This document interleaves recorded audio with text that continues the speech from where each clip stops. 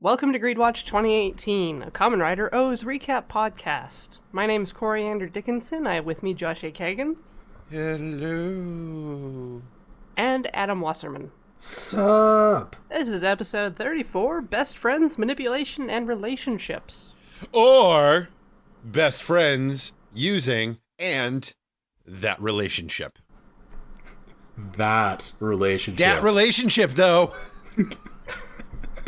Oh, I think we all know that relationship, guys. You know, when you and your buddy are just tied up in tight owl vomit vinyl in a recreation of Big Bird's Nest.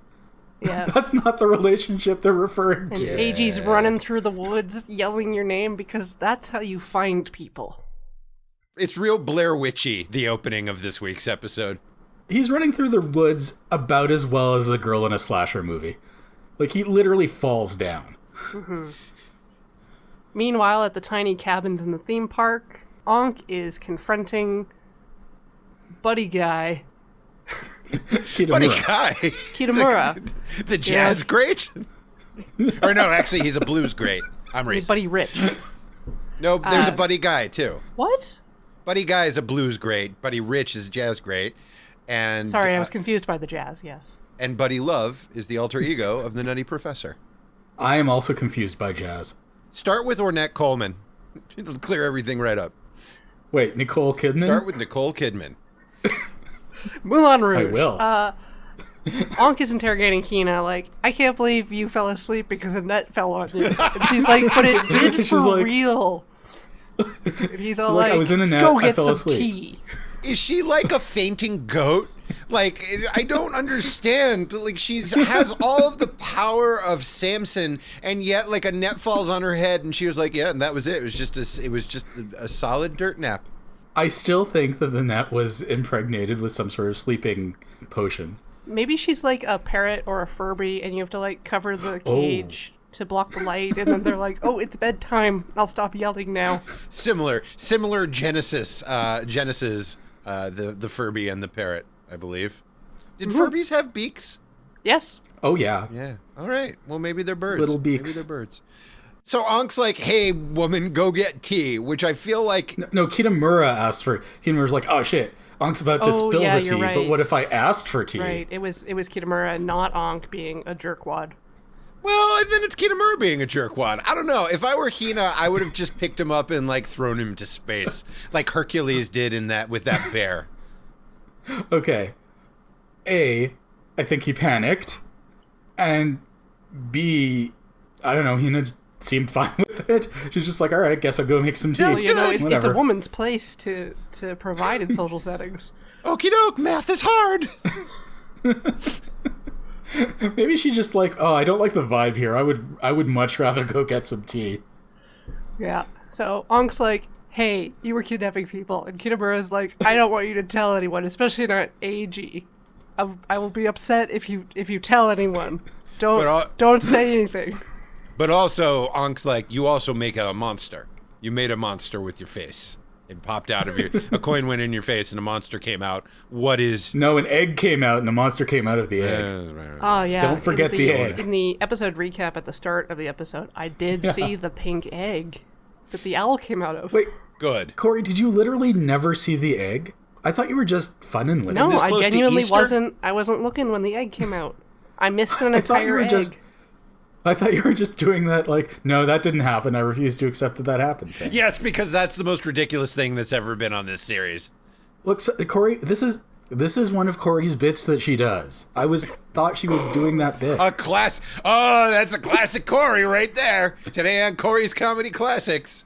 Not seeing eggs. Corey just denies that things happen.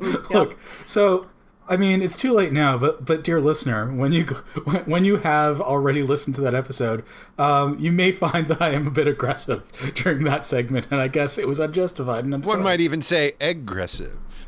All my aggression towards Josh is entirely justified. Aggression. Paul. Yeah. Anyways, so Ankh's like, you make a monster, you do it to kidnapping. What's the matter, you? And AG's like, or not AG, Kitamura's just like, I just want AG to rely on me. Which, I'm just going to throw out there, is weird. I mean, he wants to be friends / relied upon. Yeah, that's not. We gotta. Kitamura needs to sit down with like Jen and Trin or some shit. He needs some friendshipping triage because he is friendshipping very poorly. Oh, but also, Leisureland is a nest for that owl yummy. Well, like Unk's like The whole thing is a nest. Unk's like the yummy is taking directions kind of from you on the vibe level. That's why it's kidnapping all these folks, like a mother bird providing for you. Yep. She's good. That owl's gonna come back and puke a bunch of date and koto in your mouth. Yum. Tastes like Odin. Boy, oh boy. And anyways, so Ank's like, well, thank you for telling me all of that. Of course, you can trust me 100%. And then AG shows up, and AG's like, AG, guess what? Kitamura kidnapped Hina, and he's a monster. He made a monster with his brain. All right, he doesn't say the yummy part. No, he says the yummy part first. He's like, guess what? Kitamura made a yummy. And then Hina comes out with the tea, and he's like, and guess what else? Kitamura kidnapped Hina, and I expected Hina to drop the tray and like faint or something, but no, she just stands there blankly. Nope, that's passing. That's man's work, passing out and fainting. Hina only passes out if you throw a net on her. Apparently, it's a net. It's a net negative. Look, she still passes out less than Her AG one does. weakness. Okay? Superman, kryptonite. Hina, nets. Yep. Oh, you know what that means? She can't wear fishnet stockings. That's a real pity. Couldn't use Netscape. She can't figure out her net worth. Nope. And as soon as she hears the music, dun dun dun dun, she passes right out, and it's quite a drag. Oh, good. I figured that one out. Okay. It wasn't great. It was not a great joke, but you know what? No, you know what, Josh? Good work. I've been watching a lot of Dragnet with my Operation Never Leave the House Again. It's very soothing. Mm-hmm. Wait, do you just keep watching the Dan Aykroyd movie over and over? Oh, again? absolutely not. I gave that a shot about a month ago, and I'm here to tell you, does not age well. Not a good movie. You mean all the sexism didn't really make it out of the 80s unscathed? That's not terrific. Still funny. Tom Hanks yelling, "Thank God it's Friday." Actually, Tom Hanks is really wonderful in it. I think Tom Hanks yelling, "Thank God it's Friday" is literally the only reason that movie got made. I remember that part, and I remember Dan Aykroyd looking at a lady's breasts and just being real placid about it. Because I was like 10 when I saw that movie, and those were the sorts of things that stuck in my mind back then. Him being placid? Well, I mean, look. No boobs, but you couldn't see them because of the way the shot was shot. And I was like, oh, yes, when he is on he's on Dabney Coleman as Hugh Hefner's mansion, and a lady walks by and says, "What do you think of these?" She doesn't sound like Snuffleupagus, by the way. I thought it was more like he's like Tom Hanks is all like, "Look at all these hot ladies. Oh my God," that's because the magazine's called Bait. That's like the July Bait Mate, and Dan Aykroyd's like, "Eh," and she's like, "Oh, huh? What do you think of these?" And he's like, "Yeah, those are good. Anyway, we got a murder to solve or something." Yeah, that's a direct quote. We got a murder to solve or something. Look, we got a little off track. Kitamura is like, "You promised not to tell, Onk." If you haven't caught up on Drag Race, don't follow Ankh on Twitter. He's gonna tell you everything. You will never. Yeah, he's a spoiler machine. So we count the medals 1, 2, 3, and then we come back from the. Oh wait, what? I mean, since we're noting sexism, Ankh also does not refer to Hina by name. He just calls her that woman. That's okay. Fine. It was bad. Yeah, so pray continue. Kitamura has a flashback at this point to the time that he sprouted a yummy, and Kazari's all like, "Hey, that guy you want to be friends with, his friends suck. They're in your way. You should listen to me." And then we get the intro. Oh, okay. And there's some nice little additions of some purple combo AG in there. That's all I noticed. Oh wow! I don't even look at the credits anymore. Well, apparently they got sick of promoting "Go Away, Kamen Rider" or whatever the fuck that movie was called. They usually only promote it for like a month. Yeah. But time is a flat circle. We come back, and you know what? The way that we get back into the episode after the credits reminds me, Corey, one of my favorite memories of you and I. Remember when you kidnapped Adam? And I was like, hey, Adam, Corey kidnapped you. But then we were like, but it was just for a joke. We were just kidding. It was just a little fun. It was a little fun that we had kidnapping you, Adam. No harm. Okay. Yeah, no harm, no foul. That's what friends do. Yeah, just a little friendly kidnapping amongst buddies, amongst compadres. A little thing. Me and AG back in the day at high school, running around the botanical gardens or whatever the fuck, we just like to kidnap people for funs. It was a good time. For more on this, see the movie Rope. I was impressed with your net making skills personally. That net put me right to sleep. Kitamura's all like, it wasn't me, and AG's all like, wait. It was just us working together, doing a funny thing, Hina. Ignore it. And he's like, okay. Remember that? I'll go get more tea. Sorry, it's going to take me a minute. My vision's still a little cloudy because I just lost consciousness about 10 minutes ago. Funny joke, boys. Tee-hee. I'm strong. Anyway. No, sorry, go ahead. She's strong. Oh, yeah, she's strong. Anyway, on to more important things, i.e., Date and Goto in a nest. They have an argument about whether or not it's an owl or a chicken, which I love that they brought that chicken gag back. Like the only bird Date thinks exists is chickens. That's incredible. Now I want to see his ornithology book where it's just pictures of different birds and it's just chicken, big chicken, angry chicken. Yeah, it's also fun because they filmed in like a butterfly house, so there's always like butterflies crossing shot. I couldn't tell if they were special effects or real butterflies because butterflies look like that. No, that must have been a real pain for continuity. I know.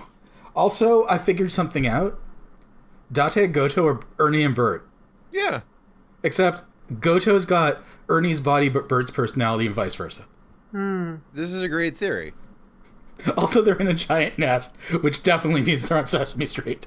Well, it literally looks like Big Bird's nest. You expect one of them to be asleep and going...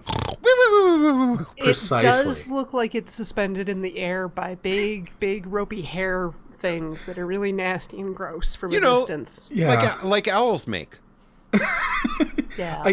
I guess it's supposed to be that, like, garbage bag vinyl crap, but Spoilers it just later looks on, like... we find out it's the garbage bag vinyl crap. Yeah, but it just looks like weird. hair. It is very weird looking, and I will also say one of the few like special effects or images from this series that I would consider like screen capturing and hanging on my wall. It's neat. It looks cool. I don't even have a joke about it. I will say, however, that for this whole chicken argument, they are bound head almost shoulder to toe, and their heads are what I like to call kissing distance, or or as TV I like, close. We call that TV close. I prefer to use the phrase kistance. And look, man, I mean, maybe it's because I read Celluloid Closet when most people were reading Catcher in the Rye, but I feel like we are being sent information that these two are, they're more than buddies. These guys, we're rooting for these boys to smooch. They're never going to, but this seems like a real smooch opportunity. Okay. But they don't. Cool. Back outside, AG has drugged Kitamura off down the path, being like, okay, we gotta still find our missing buddies, and you're my buddy, so you're helping me. Where's left? And he's like, well, there's the Ferris wheel and the greenhouse. Those are the only two locations in Leisureland that we haven't checked. And AG's not like, well, the Ferris wheel seems unlikely, let's check the greenhouse first. He's like, how about, okay, so you're psychically linked with the Yummy, so tell me what at Leisureland reminds you of the thing you liked most about being at school. Which is kind of smart for AG, I guess. I guess, but it's almost like, I feel like the episode was like 2 minutes short, because as far as puzzle solving goes, it's like, there are two locations we can check. What if instead of standing here and going like, all right, but let's really use some deduction, they could just be like, oh, well, let's just go to both places and maybe, we'll find them because there's only two left. I love it because the Ferris wheel is in all of the establishing shots for this theme park, and they are never going there. They are never going to that Ferris wheel. Oh, so you mean they're going to go to the botanical gardens, which are definitely in the same location as Leisureland? Yep. No concern there. 100%. Definitely, yeah, 100%. The exact same location. Kitamura has a flashback of him and the young Eiji Chronicles, presumably gallivanting about. It really feels like that was supposed to be like a longer, more involved flashback that they just didn't have time for. Running down pathways, laughing, carefree. Seems like a lot of work for like 3 seconds. It's some real E.M. Forrester shit. Just them gallivanting about the gardens, and then Kitamura's like, "Well, I do remember us gallivanting about the gardens," and they're like, "Yay, the gardens!" And at that exact moment, fucking Goto sends a Candroid that says, "We're in the gardens." No, so you have skipped so much goddamn footage stuff that happened. Stop it. No, look. Okay. The boys crashed the nest. The boys crashed the nest. Yeah. Also, I had some more thoughts about Leisureland as I was watching this episode. Yeah, go ahead. I think the problem is it's clearly like, winter because everything's brown, and I bet Leisureland looks real nice in like midsummer or even spring when everything's all green and verdant. It just looks crappy now because everything's dead. Or because it's crappy. Yeah, counterpoint, no. But at least it would be more pleasant crappy. I don't know. Anyway, yeah. So they shake the nest down.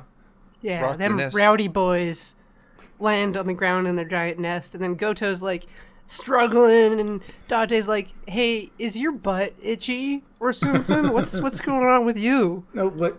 No. Listen, first they have a heart-to-heart about belts. Oh, yeah, that's real important. Where Goto's like, this is all my fault because I didn't put on your sweet-ass belt. And Date's like, well, that if you put on that belt and you're not ready, you'll die. And he's like, but, you're ready. And they start staring into each other's eyes. And Goto's like, really? And he's like, yeah, you're ready. Next time, you should just do it. And then they kiss for 5 minutes. You would think. Maybe, Adam, that's why they cut down all of the gallivanting about the botanical high school gardens, because they were like, well, we need 5 minutes of kissing. Yep. What we want to do is try and beat the kiss in Big Top Pee-wee. Nobody cares about the kiss in Big Top Pee-wee. Nobody cares about Big Top Pee-wee. Yeah, that's true. There's only 2 Pee-wee Herman movies people care about. And really, it's only 1.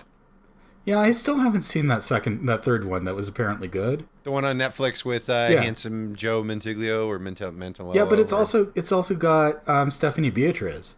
Hello. Was she on Jax or something? She's on some Brooklyn Nine-Nine. Oh, okay. Is that Canadian? No. Josh A. Kagan. No, Josh the Kagan.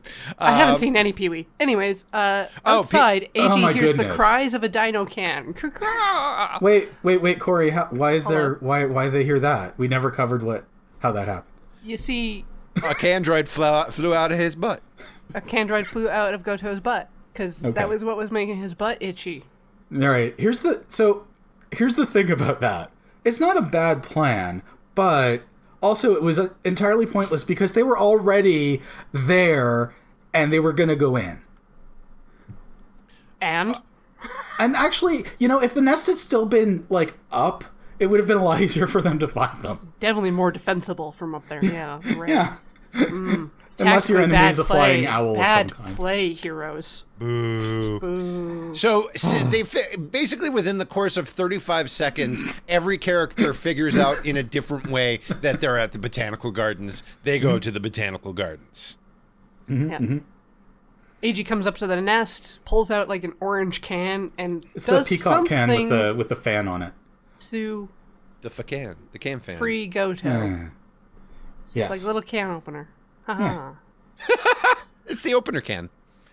But now here's your headliner can. So Goto, he frees Goto, but then Owl's like, hey, it's time for some punching. And Owl sacks the fuck out of AG. They go flying head over ass. Ankh is like, here's some medals. Are they even the right medals? We don't know, because AG's like, this combo that I'm sure Adam and Corey wrote down? Rhino, eel, grasshopper? Yep. Yeah. And Ank's like, shut up, there's a good combo. And AG's like, oh no, now I forgot how to hold things. Yoink. Well, I mean, it's hard to hold things when you're suddenly snagged with a garbage rope by your ankle and dragged to the ground. 100%, but I just want to point out in last week's episode, AG was like, blah, blah, blah, Ankh, I can't hold metals. Since when are you on Ank's side? I am on the side of us getting through this. That is what I am on the side of. I don't feel like that's true either. You're right. So he drops the medals, and then Goto, in an act of bravery, Tarzan's the owl in the face. He grabs like one of them vinyl garbage vines made of mouse pellets and love, and swings. And I have to say, I was shocked and impressed that they did not have Goto actually go. I don't know if that's a thing in Japan. I mean, I don't know. It must be. Yeah, Everyone loves Tarzan. That's not true. Everyone, every man, woman, and child. That's the one thing we all have in common. We're all carbon-based life forms, and we love the story of Edgar Rice Burroughs' harrowing tales of colonialism and rhino punching. So what you're telling me is that Vaguely racist, too. all we need to do is have someone go up to Trump and make some sort of Tarzan-based analogy for why he should give a shit about people dying, and maybe something will happen. Maybe. No. I think No. as the inheritor of a lot of wealth, Trump would be the Tarzan in that analogy, unfortunately. Oh, no, now you're right. Now I'm picturing Tarzan only hits Trump. Okay, first of all, He just gets his stupid son to shoot all the animals. Hey, come here, animals. I mean, So yeah, Goto kicks the owl through a window. Yay! In a You know, those hilarious windows aren't moment free. of heroism, he's like, if I'm going to be birthed someday, this is the least of what I should be expected to do. Yeah, and Date's like, you being reckless, my son. You got to protect your moneymaker there, that precious face. Kiss, kiss, kiss.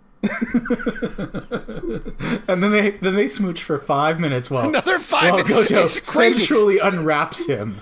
It's crazy that this is a 23-minute episode and a full 2 minutes are these guys kissing. I'm not complaining. I'm just surprised. Anyways. It tested very well with the audience. They're fighting. Now there's fights. There's so much fights. Yep. The owl tries to fly away, and AG uses his eel whips to catch it, and is like, oh, maybe this combo isn't stupid. Well, Whoops. he uses his eel whips, and then he uses his jumping legs and his hard head to jump and headbutt it in midair. It's really good, actually. And then Kazari shows up, and he's there, and he's just, he's like, hey guys, I'm here too. Well, Date has birthed it up and come on the scene too as well. At this Yeah, point. it's just fight. Look, everybody's fighting, and Kazari's like, hey guys, I was wondering if you missed What me. kind of 'cause here fighting I are am. they doing, Josh? Everybody was kung fu fighting. Racist. Yeah. Whoa. No, I'm sorry, I didn't mean it. It was a trap and you So fell Ankh into is standing there watching with his smug face, and Kitamura sees him, and he flashes back to Kazari, planting the seed in his mind, like, the biggest problem is Ankh. Ankh's using AG. As long as Ankh's around, AG doesn't stand a chance. He's gonna kill AG. And so the owl kidnaps Ankh. it. Yeah. And then Kazari does the classic bad guy, you know what, I should explain to everybody exactly what my plan is. And he's like, look, the truth is my target isn't any of you, it's Ankh. That's the eyes on the prize. That's what I'm doing. Well, Yeah. he also beats a blue medal out of AG. He kicks AG hard enough that AG de-transforms, and then he's all like, whew, I'm not gonna kill you, Yeah. because that's not my plan.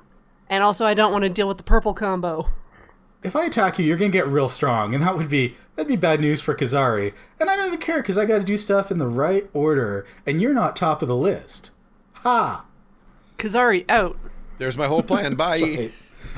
So Ciao. AG's like, we gotta go save Ankh, and Kitamura's like, really? Why are we doing that? You changed, man. You're not the same guy you used to be. This was really lost on me, Kitamura, because it's like, AG, you used to be the guy who wanted to help everybody, and now you're helping everybody.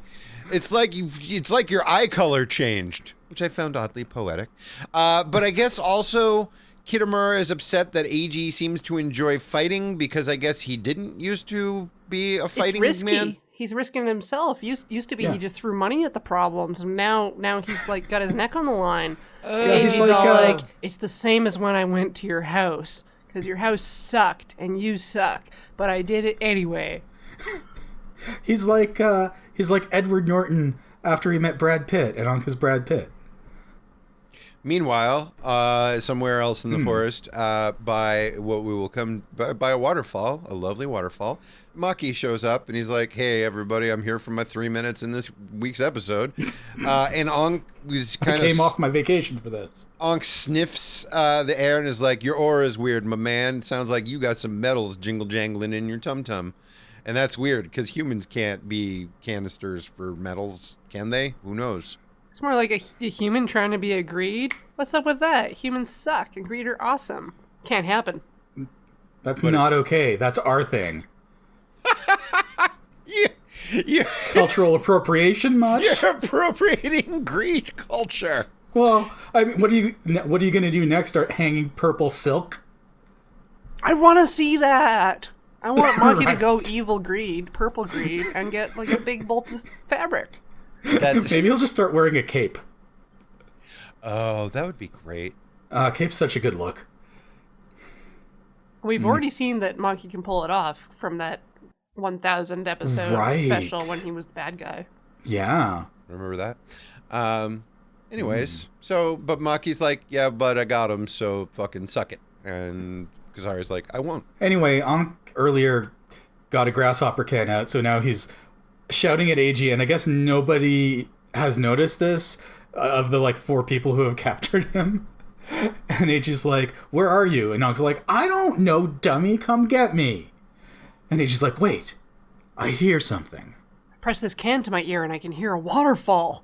Or the It's like a ocean. shell. One of the two.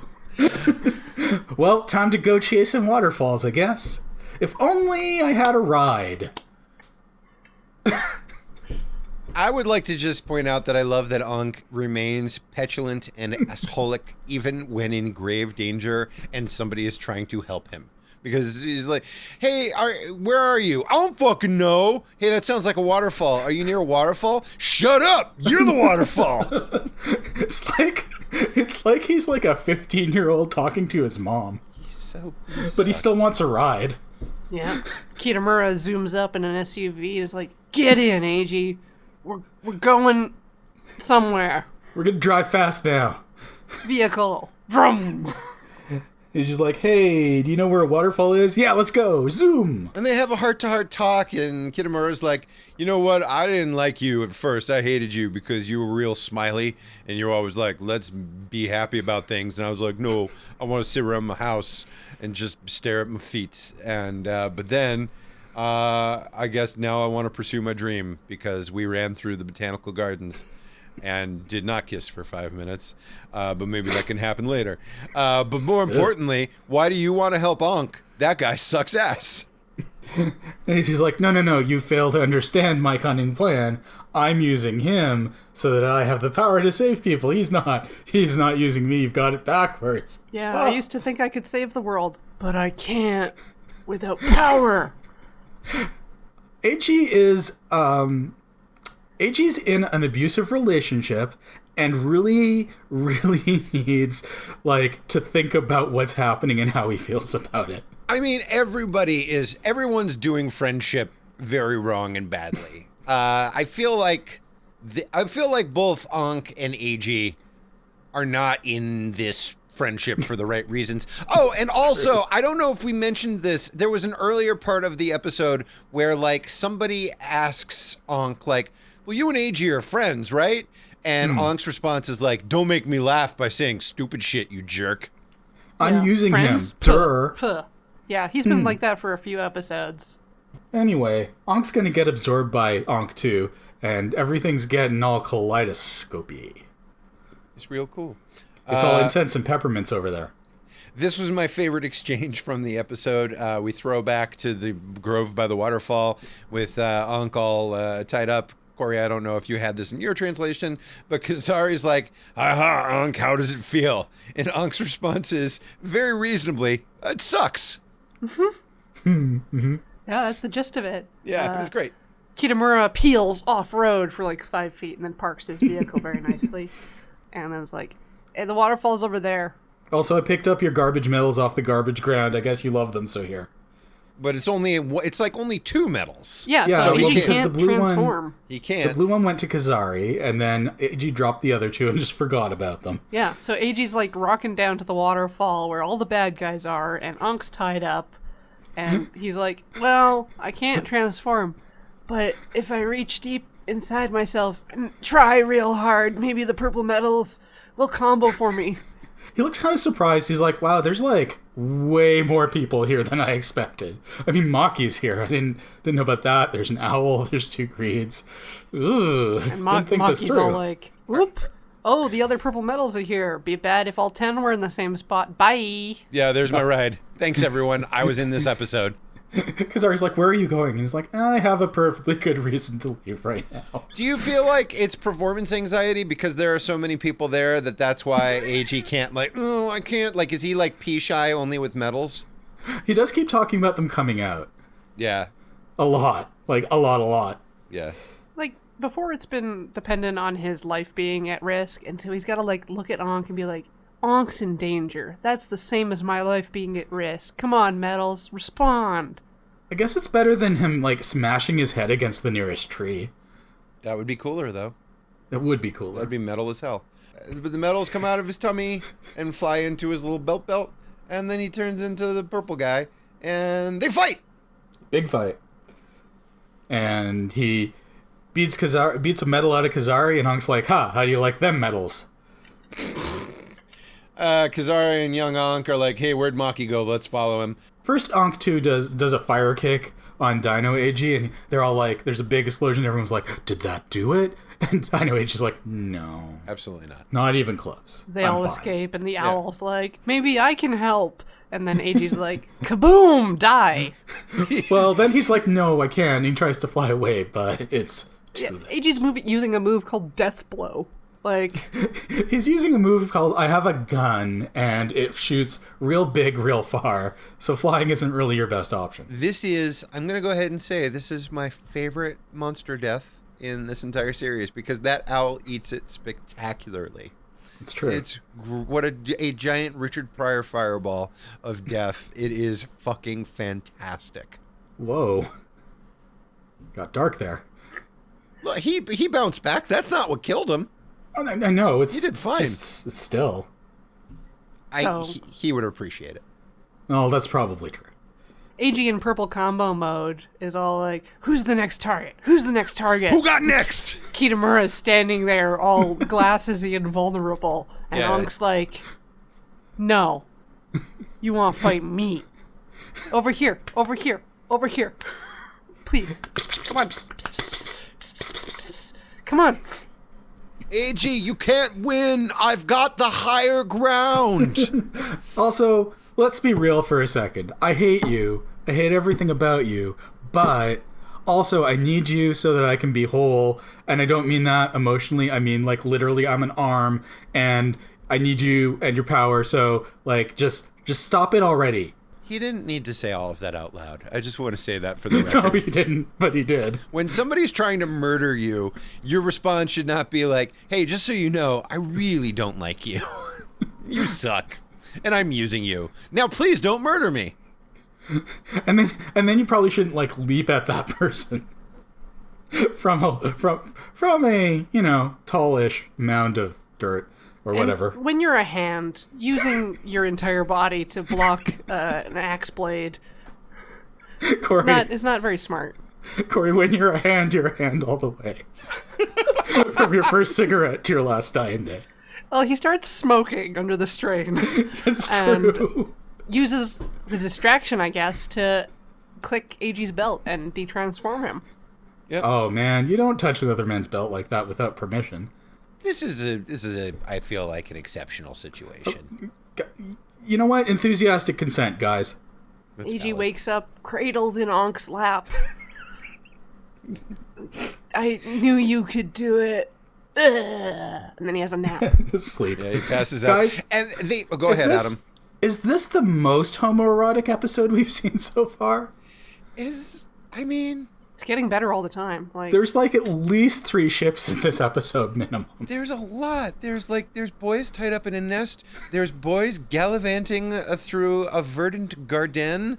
There's this. This is like the least homoerotic part of the episode. And it's pretty homoerotic. It's pretty good. It's pretty good stuff. The camera does the he's dead pullback. It's true. There's the classic far and away, and we're like, oh, I guess this is it, and he really died this time. And then cut to the couscousier. Wait. There's something very, very important that happens before Oh no, that. I can't believe I missed it. No, it's okay. So it pulls away, and like Date and Goto and Kitamura are all standing there staring. Basically being like, so that happened, I guess. And Kitamura just sort of like walks away, never to be seen again. Oh. There's no real closure to his arc or anything. He's just like, I'm out. That was enough for Kitamura. Thank you kindly. Farewell, everyone. I'm going to go hang out with fat guy who eats lots of chicken by a fountain and angry photographer and his terrible wife and everybody else at the home for recovering yummies. all right, Josh, tell us about the couscousier. Like most restaurants now, the couscousier is closed for business. And Chiyoko's just sitting there in the dark talking on the phone. Is like, I'm sorry, we're closed for business. Everybody's got the Roni or whatever. Nobody can help. What? Is that what we're calling it? Coronavirus. Yeah. It is a quote from Tiny Sneck Comics. I wish I could take credit for it, but it made me laugh and laugh and laugh. I'm just amused that apparently, like, the couscousier is so like half-assed as a business that not only can she not run it because all of her employees just took a day off without, I guess, telling her, because she doesn't appear to have actually closed the restaurant. She's just like, yeah, we can't do anything today. But also, like, that just is sort of seems like the kind of restaurant where you might show up for work one day and it's closed and nobody told you. 100%. This, look, I don't want to cast aspersions or anything, but I kind of feel like this is a mom and dad funded organization. I think she lives there. But that doesn't. So everybody who works there lives there. Off, That's phone ringing in the dark. She's like, phone. No, you can't come here with 100 people. All my staff quit. And then they come through the door. Who calls a relatively small restaurant like at a random point in the afternoon, and it's like, by the way, can you fit 100 people at no notice? Like, remember that boxer going away party? Like, that was probably last notice. I don't think so. I think they probably planned that like at least a week ahead of time. They probably booked that. But it is no problemo because the whole Scooby Gang shows up. The doors fly open, light streams into the place because Chiyoko was like, I forgot how to turn lights on or whatever. And everybody's like, hey, we're back. And Chiyoko's like, great, 100 people are showing up probably next week in that episode. Everybody start cooking. And Date's like, I can cook all kinds of foods. I'm good at food. Just gotta give me that sweet yen. And she's like, everyone's getting paid because money comes from somewhere, I guess. Hey, she's not asking him to work for exposure. That's something. It's true. And then Ankh just sort of stands there and she's like, you too, Ankh. And he's like, moo. And he punches his hand into his palm and it hurts because he's a dummy. And dun-dun-dun-dun-dun. Scene. Yeah, that happened. Yep. It was a very odd end to that episode. Yeah. Y'all mentioned like unhealthy friendships, but I think Date and Goto have been pretty solid through the whole run. Oh, absolutely, 100% agreed. Like that was love at first sight. They're fine, and they've been very supportive of each other. Yeah, but is that a friendship or is that a romance? They're not mutually exclusive. It's true. In fact, they shouldn't be. Ooh. In my opinion. Hot take. Damn. It's a hot Whoa, take. Josh, are you telling me you're not friends with your wife? I mean, we talk through our lawyers. Oh, well, that's kind of a friendship. In Hollywood. The Hollywood friendship. Hollywood friendship. Yeah, it's like an Irish goodbye. And then that happened. That's the episode and it happens. We're fine. It's fine. It's good. Josh, did you watch? You don't normally watch like the preview for the next episode, do you? I zizzed through it. It looks like there might be some rock and roll next week. It looks like Okay. I don't know. It looks like somebody's like duded up in some glammy Bowie kissy kind of. Maybe It's there's true. gonna be some rock. I don't know. Did you watch the preview thing after the preview for next episode? I absolutely did not.